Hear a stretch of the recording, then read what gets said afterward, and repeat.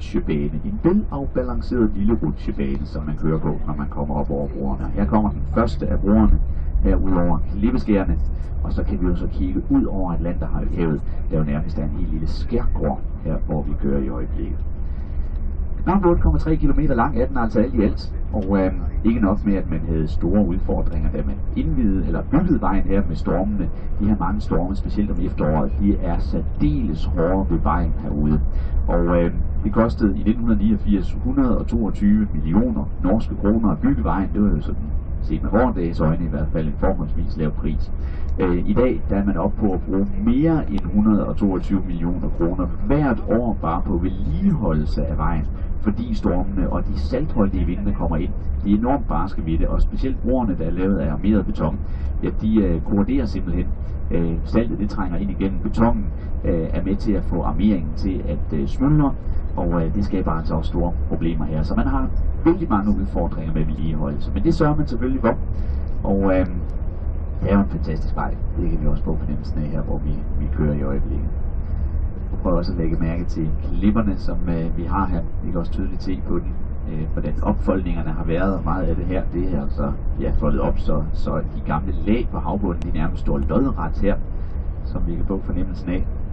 Og mange steder kan vi også se de helt hvidlige klipper, som altså er forskellige former for kalksten, og nogle steder også marmor sågar, som der også er her på klippeskærene.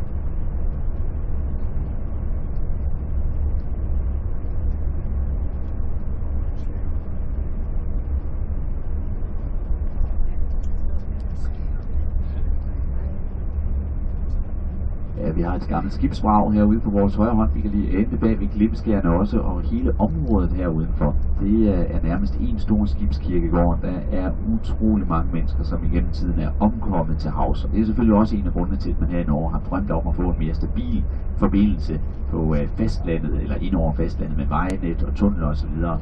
Og der er også stillet et stort kors oppe her fremme foran os. Det er faktisk et nyt mindesmærke, der er kommet der. Kan vi se det? Det ligner næsten toppen af en ubåd, så om det er et krigsminde, eller om det er til minde for nogle af dem, der har mistet livet igennem tiden her, det tør jeg ikke helt svare på. Og så er der jo blevet bygget 2 broer. Prøv at lægge mærke til det her ved siden af. De er kommet til for nylig. Det er fordi, der er vældig godt fiskeri her. Så Torben ved siden.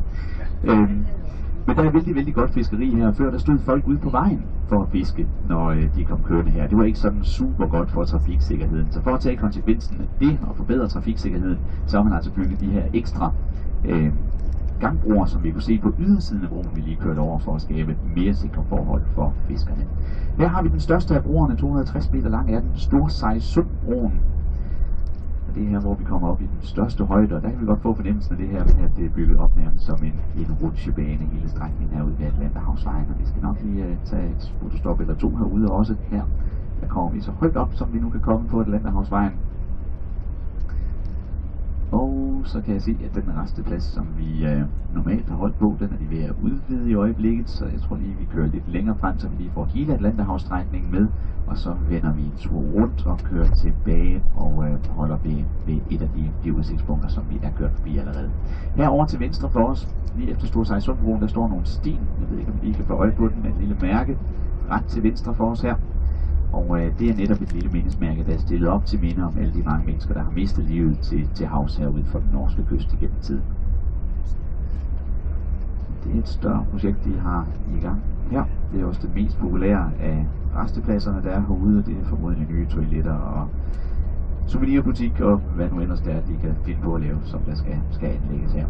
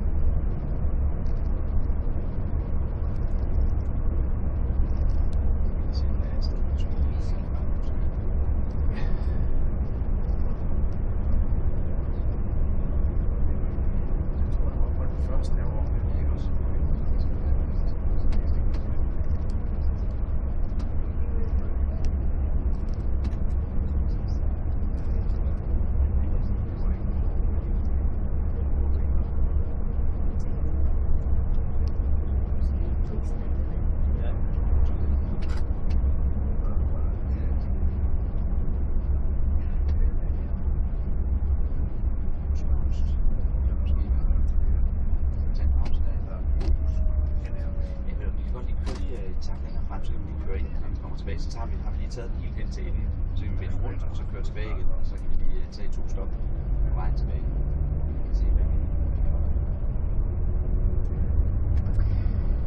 Vi følger lige Atlanterhavsvejen helt til afslutningen af sin strækning her lidt længere fremme, og så vender vi rundt og kører tilbage, så vi lige får den i 2 omgange, og så skal vi nok lige tage et stop eller 2 på vej herud af også, så vi kan nyde udsigten, og eventuelt få en kop kaffe også, hvis I har lyst til det. Det er som en klar på noget andet tidspunkt også.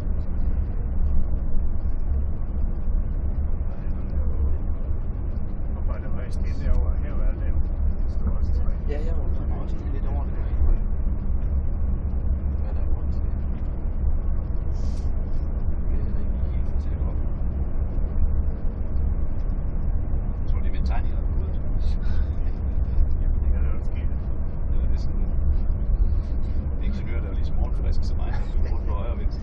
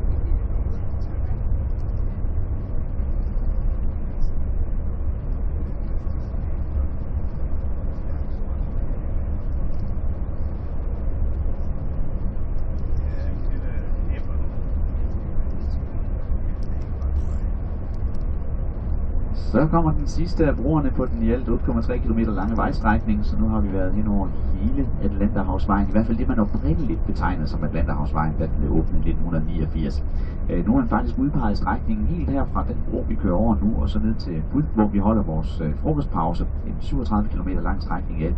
Hele den strækning har man udnævnt til national turistvej, og nu kalder man hele området for Atlanterhavsvejen. Men det man normalt forstår ved Atlanterhavsvejen, det er altså strækningen her, som vi lige har kørt over. Så nu vender vi lige rundt her lidt længere frem foran os.